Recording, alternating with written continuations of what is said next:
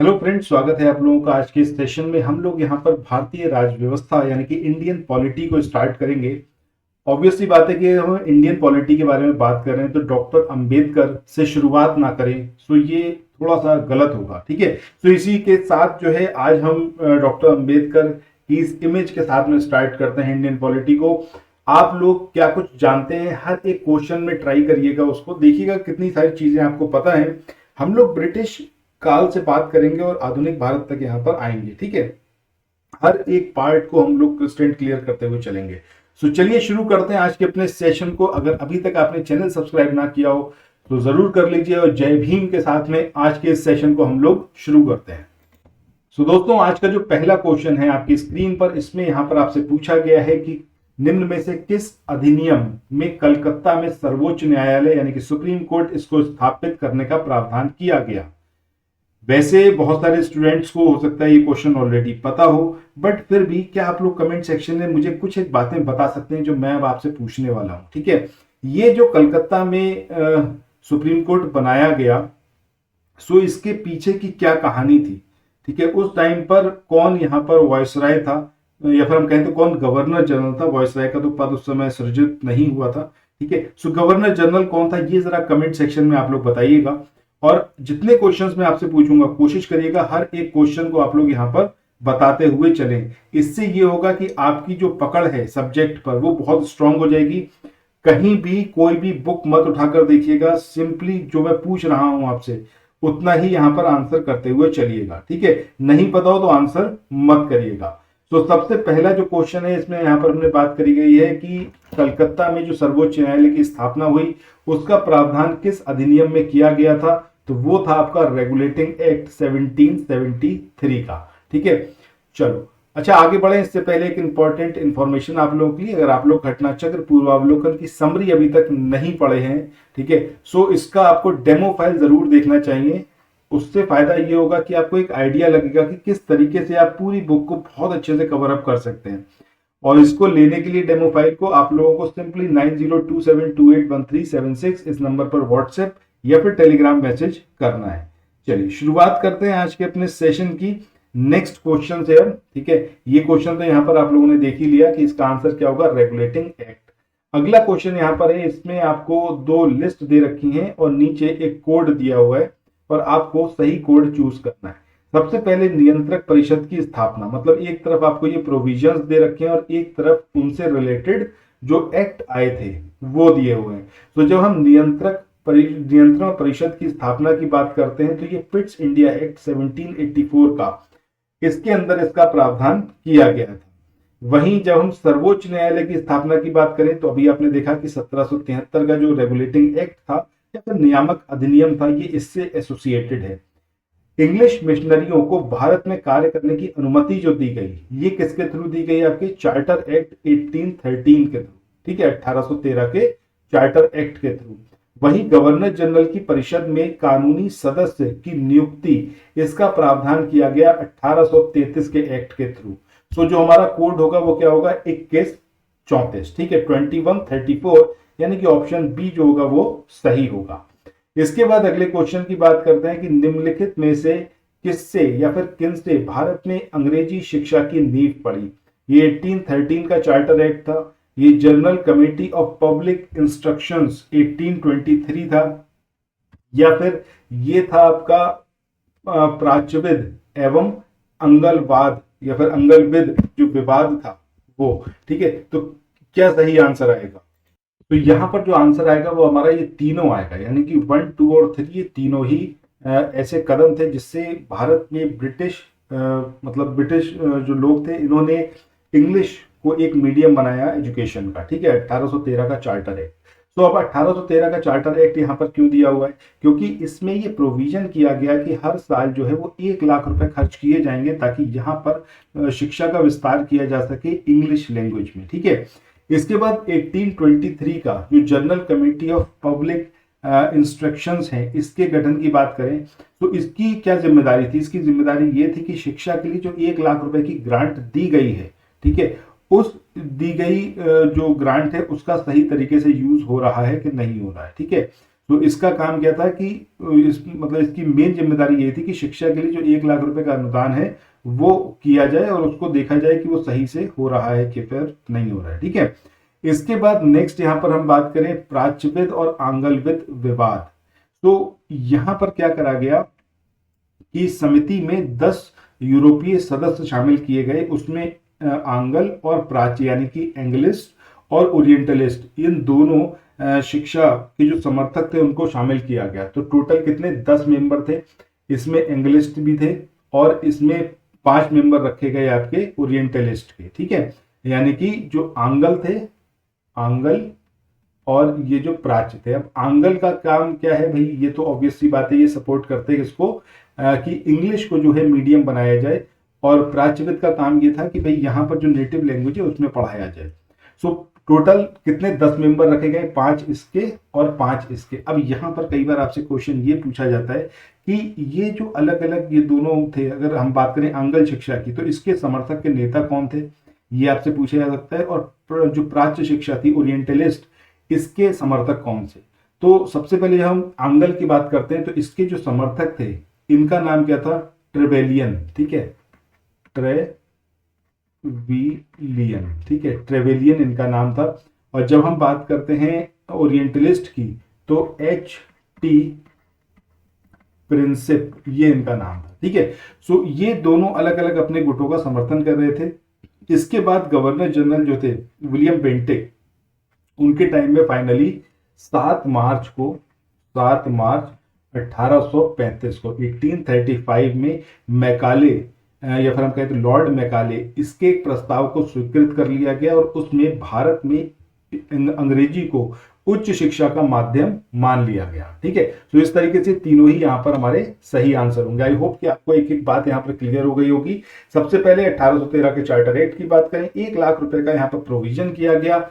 उसके बाद general committee of public instructions 1823, इसका काम था उस 1 लाख रुपए को देखना कि भाई ये दिया गया है, ग्रांट हो गया कि नहीं हो गया, और ये किस तरीके से अब यहाँ पर मतलब इसका यूज हो रहा है। ठीक है, इसके बाद जो प्राच्यविद और आंगलविद विवाद था, इसके लिए एक कमेटी बनाई गई थी। 5-5 मेंबर होते थे इसके अंदर, 5 एंग्लिस्ट के और 5 ओरिएंटलिस्ट के, यानी कि 5 आंगलविद के और 5 प्राच्यविद के।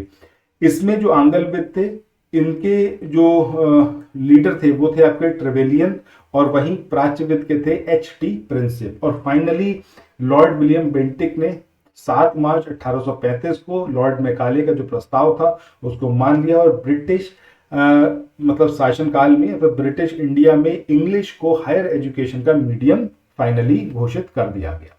इसके बाद नेक्स्ट क्वेश्चन की बात करें कि किस अधिनियम के द्वारा ब्रिटिश संसद ने चाय और चीन के साथ व्यापार को छोड़कर ईस्ट इंडिया कंपनी के भारत के साथ व्यापारिक एकाधिकार जो थे वो समाप्त कर दिए। तो ये भाई आपका 1813 का एक्ट था। ठीक है, इसी एक्ट के थ्रू अभी हमने 3 प्रोविजन देख लिए हैं। पहला हमने देखा कि इंग्लिश मिशनरी जो थी उनको हिंदुस्तान आने के लिए परमिट कर दिया गया। दूसरा था 1 लाख रुपए खर्च करे जाएंगे यहाँ पर भारतीयों को एजुकेट करने के लिए।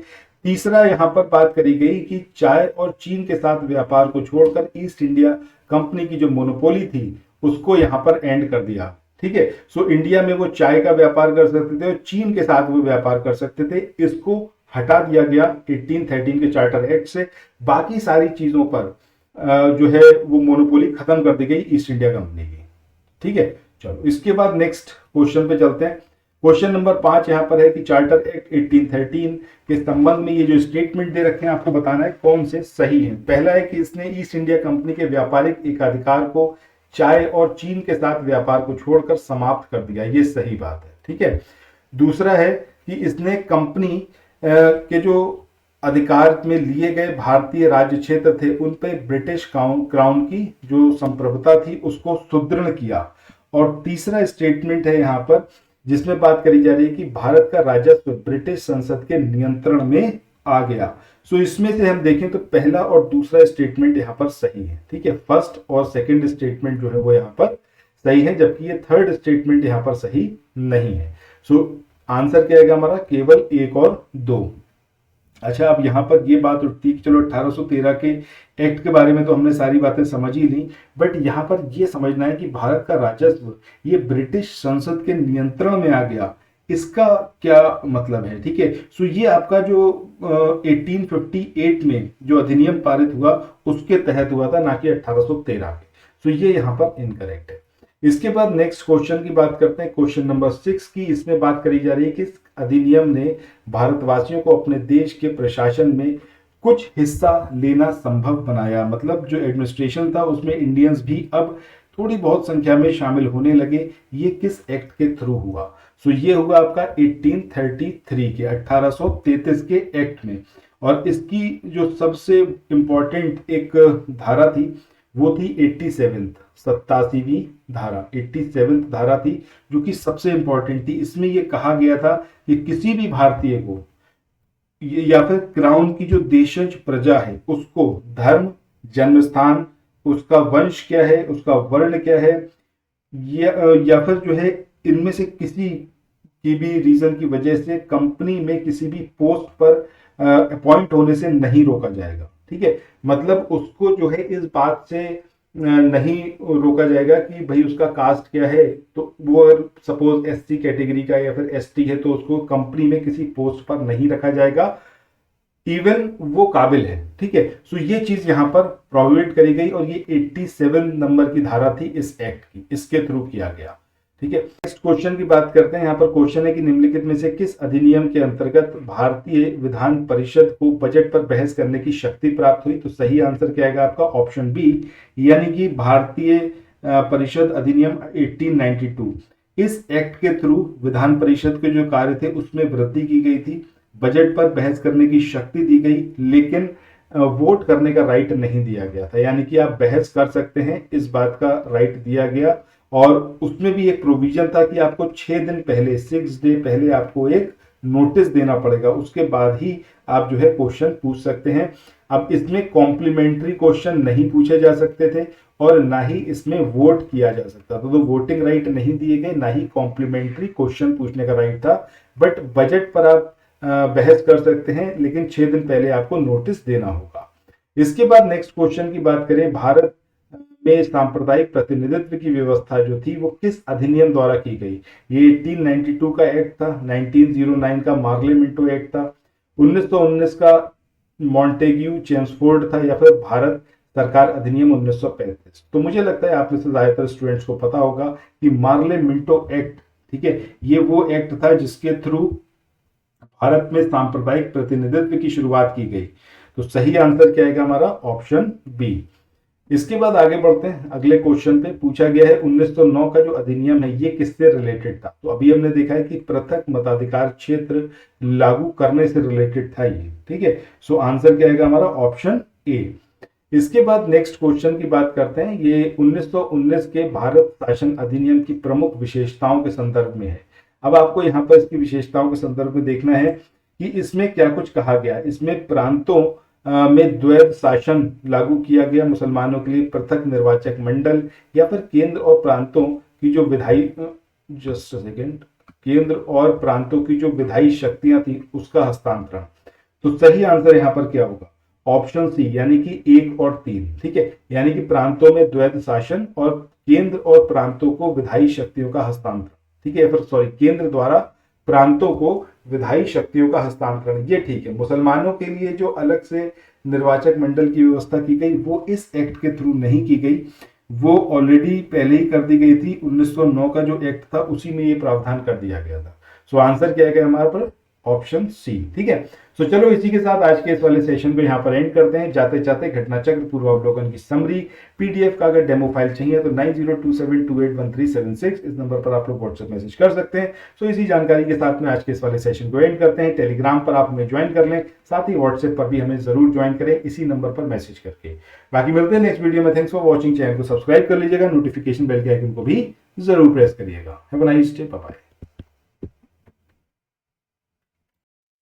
हेलो फ्रेंड्स, स्वागत है आप लोगों का आज के सेशन में। यहाँ पर हम लोग इंडियन पॉलिटी यानी कि भारतीय राज्य व्यवस्था और शासन से रिलेटेड क्वेश्चंस को कवर अप कर रहे हैं। आप लोग चैनल को सब्सक्राइब कर लीजिएगा और नोटिफिकेशन बेल के आइकन को जरूर प्रेस करिएगा। इसके साथ ही मेरा आपको सजेशन है कि एक बार आप लोगों को डेमो फाइल जरूर देखनी चाहिए। इंडियन पॉलिटी की जो घटना चक्र की बुक आती है उसकी समरी की। रीजन क्या है कि तकरीबन 550 पेजेस के आसपास की ओरिजिनल बुक है, बट उसको हमने समराइज करा है सिर्फ 94 पेजेस में। और इसमें आपको फायदा ये होगा कि कम से कम आप 30 से 35 बार हर एक सब्जेक्ट को रिवाइज कर पाएंगे, जो आपका पीसीएस का एग्जामिनेशन है, जो बेसिक हमारा टारगेट है। ठीक है, सो पीसीएस के एग्जाम से पहले 30 से 35 बार आराम से आप रिवाइज कर पाएंगे। ये वो नंबर है जिस नंबर पर आपको व्हाट्सएप या फिर टेलीग्राम मैसेज करना है, 9027281376। चलिए शुरू करते हैं आज के अपने सेशन को। पहले क्वेश्चन की बात करते हैं। पूछा गया है कि भारतीय इतिहास में द्वैध शासन या फिर डायरकी सिद्धांत जो है वो किसे निर्देशित करता है? ये केंद्रीय विधानमंडल का 2 सदनों में विभाजन, केंद्र एवं राज्य सरकारों की स्थापना, लंदन एवं दिल्ली में 2 शासन केंद्र, या फिर प्रांतों में विषयों का 2 वर्गों में विभाजन।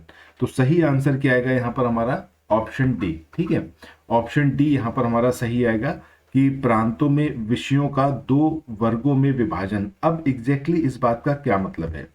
ठीक है, इसको एक बार समझ लेते हैं। सबसे पहली चीज, ये जो डायरकी प्रांतों में लागू की गई, ये कौन से एक्ट के थ्रू करी गई? सो 1919 का वो एक्ट था। ठीक है, इसके थ्रू प्रांतों में डायरकी या फिर द्वैध शासन को इंप्लीमेंट किया गया।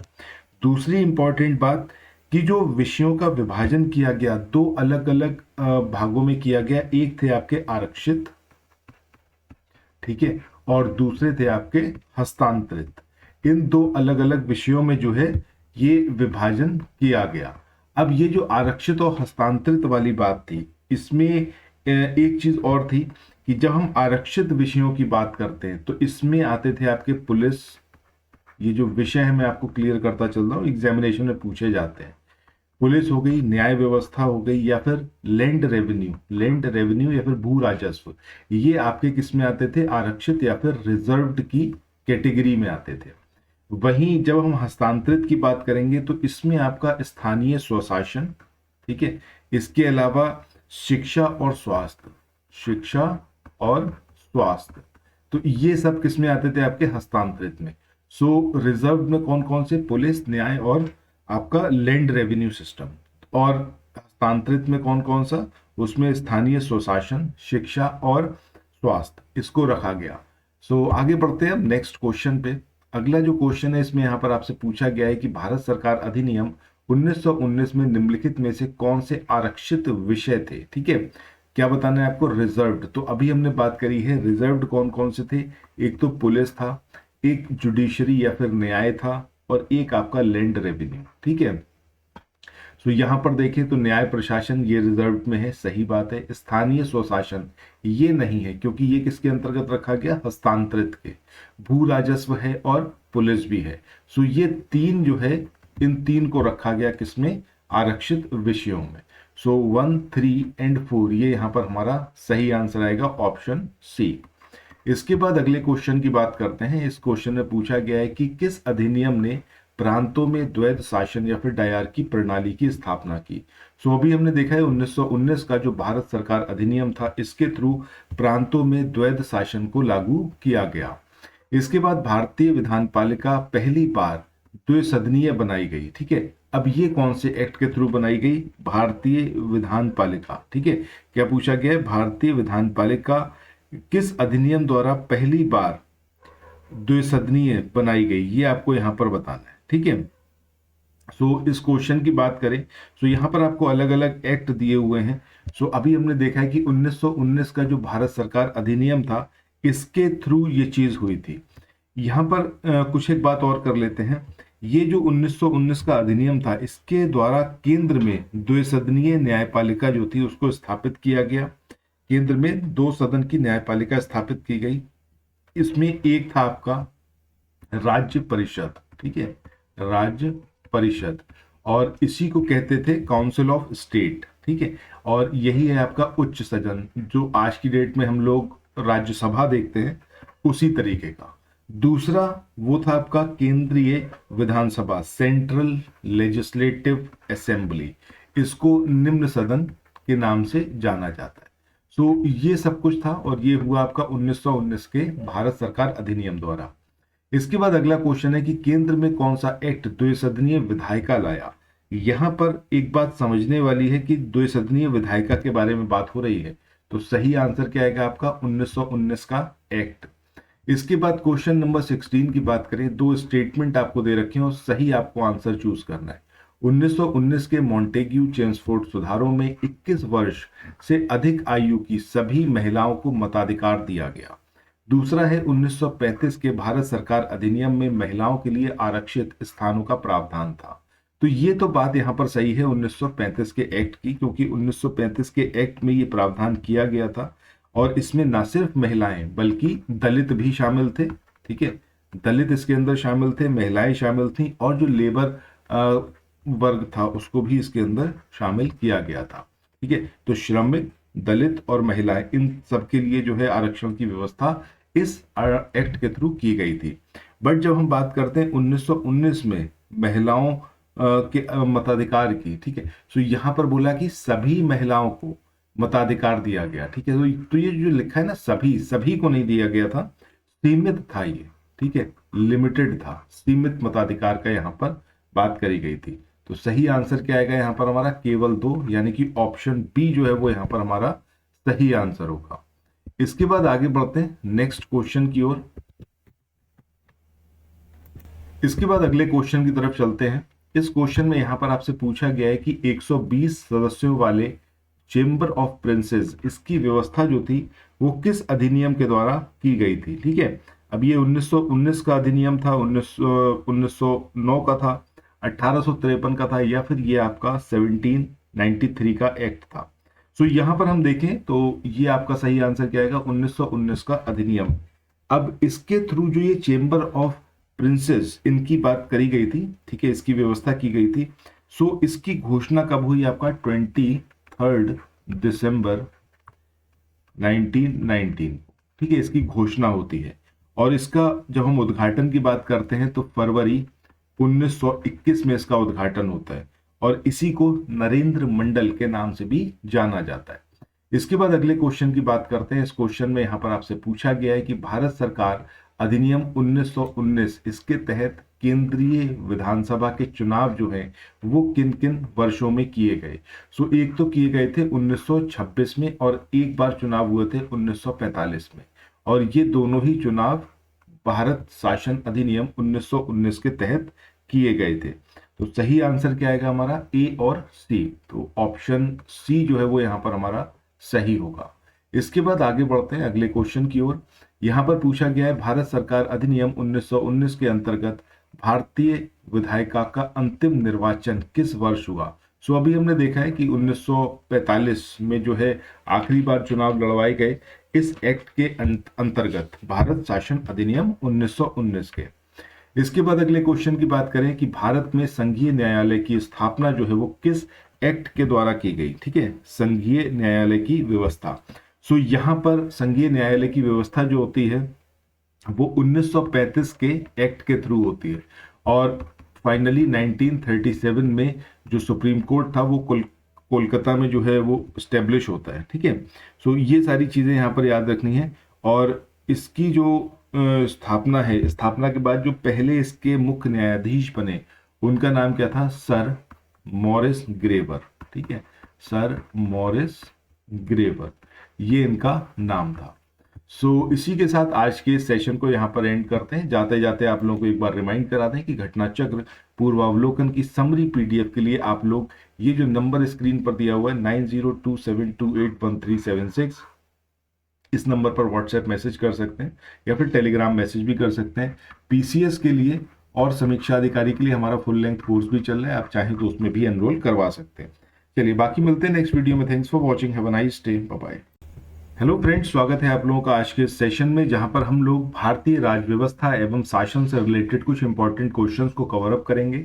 आपने अगर अभी तक चैनल को सब्सक्राइब ना किया हो तो जरूर कर लीजिए। डेली बेस पर दोपहर 1 बजे हमारा ये सेशन आएगा और इसमें हम पूरी तरीके से हर एक क्वेश्चन को डिकोड करेंगे। ठीक है, सो आगे बढ़े इससे पहले जस्ट एक इन्फॉर्मेशन आप लोगों के लिए, घटना चक्र पूर्वावलोकन की समरी पीडीएफ का डेमो अगर आप लोग देखना चाहते हो सो उसके लिए आप लोग 9027281376 इस नंबर पर व्हाट्सएप या फिर टेलीग्राम मैसेज कर सकते हैं।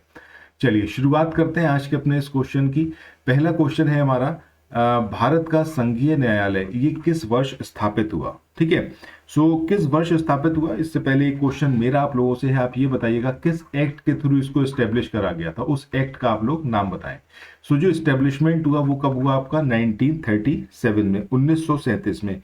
एग्जैक्ट डेट की बात करें तो 1 अक्टूबर 1937 में इसको जो है स्टेब्लिश किया गया। ठीक है, सो 1 अक्टूबर 1937 को इसका एस्टेब्लिशमेंट होता है।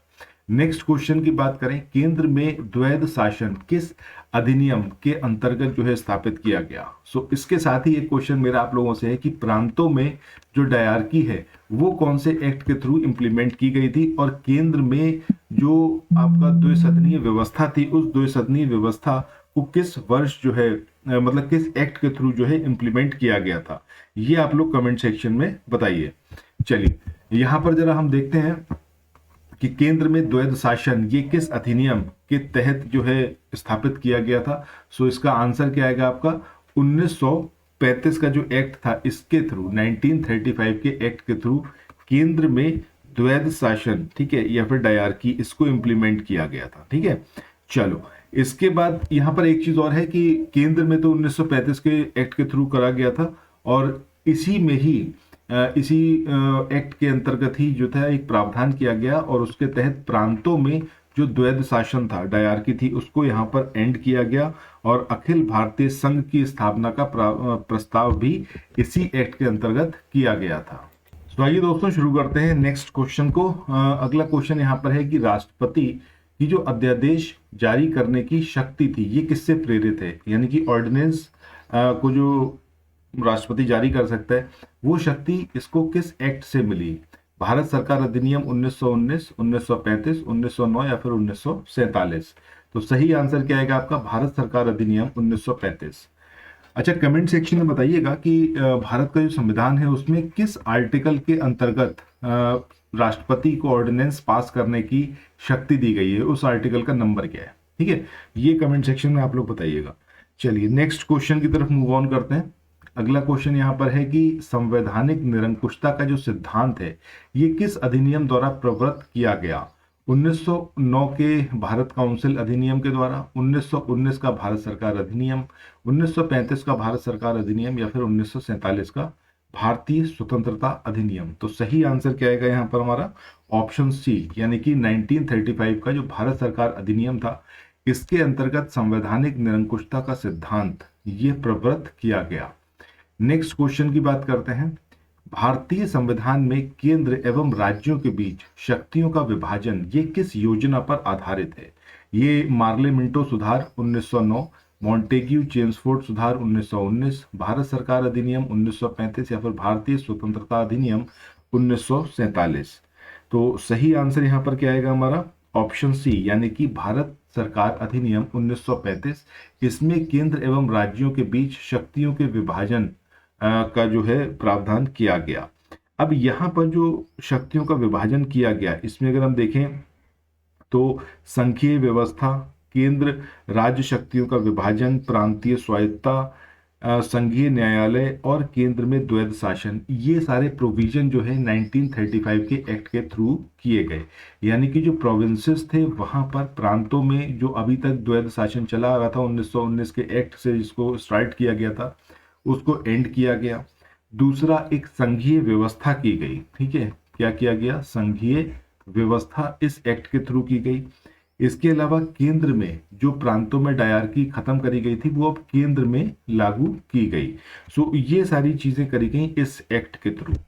इसके बाद नेक्स्ट क्वेश्चन की बात करें। अगला क्वेश्चन है, ब्रिटिश भारत में प्रांतीय स्वायत्तता किसने प्रारंभ की थी? अब ये प्रांतीय स्वायत्तता का जो प्रारंभ होता है ये भी 1935 के एक्ट के थ्रू ही होता है। 1919 वाले के एक्ट में इसको इम्प्लीमेंट किया गया था, डायरकी सिस्टम को प्रांतों में। इसके बाद नेक्स्ट क्वेश्चन की बात करें तो अखिल भारतीय महासंघ स्थापित करने का प्रावधान किसमें किया गया था? भारत सरकार अधिनियम 1935 में, अगस्त प्रस्ताव 1940, भारत सरकार अधिनियम 1919 या फिर कैबिनेट मिशन प्रस्ताव 1946। तो सही आंसर क्या आएगा हमारा? ऑप्शन ए, यानी कि भारत सरकार अधिनियम 1935। अभी हमने बात ही करी है इसके प्रोविजन कौन कौन से थे, उसको हम देख ही चुके। नेक्स्ट क्वेश्चन है 1935 के अधिनियम द्वारा स्थापित संघ में जो अवशिष्ट शक्तियां थी या फिर जो रेजिडुअल पावर्स थी वो किसको दी गई थी? ये संघीय विधान पालिका को, प्रांतीय विधानमंडल को, गवर्नर जनरल को या फिर प्रांतीय गवर्नर को? तो सही आंसर ऑप्शन सी आएगा, यानी कि गवर्नर जनरल। इसके बाद नेक्स्ट क्वेश्चन की बात करते हैं। यहाँ पर आपको दो स्टेटमेंट दे रखे हो, सही आपको चूज करना है, ठीक है। पहला स्टेटमेंट है कि 1935 के एक्ट के बारे में ही है कि इसमें ब्रिटिश भारतीय प्रांतों और देशी रियासतों को मिलाकर अखिल भारतीय परिसंघ की स्थापना का प्रावधान था। तो अभी हम देख चुके हैं, ये एकदम सही बात है। रक्षा और विदेश संबंधी मामलों को परिसंघीय विधानमंडल के नियंत्रण में रखा गया। सो ये चीज यहां पर गलत है, ये स्टेटमेंट गलत है, ठीक है। ये परिसंघीय विधानमंडल के अंतर्गत नहीं रखा गया था। सो ये जो गवर्नर जनरल उस समय हुआ करता था उसके विशेषाधिकार वाले क्षेत्र थे, ना कि परिसंघीय विधानमंडल के कंट्रोल में। सो सही आंसर क्या आएगा हमारा? केवल एक, यानी कि ऑप्शन ए जो है वो सही होगा।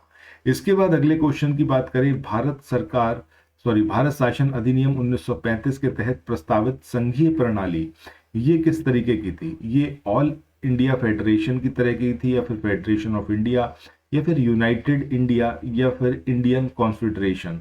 तो सही आंसर ऑप्शन बी आएगा, यानी कि फेडरेशन ऑफ इंडिया। भारत सरकार अधिनियम 1935 के तहत जो प्रस्तावित था संघीय प्रणाली, उसका नाम था भारत संघ या फिर फेडरेशन ऑफ इंडिया। इसका निर्माण जो था वो ब्रिटिश भारत के जो प्रांत थे उस समय, जो चीफ कमिश्नर प्रांत थे और जो देसी रियासतें थी, इनको मिलाकर किया गया था।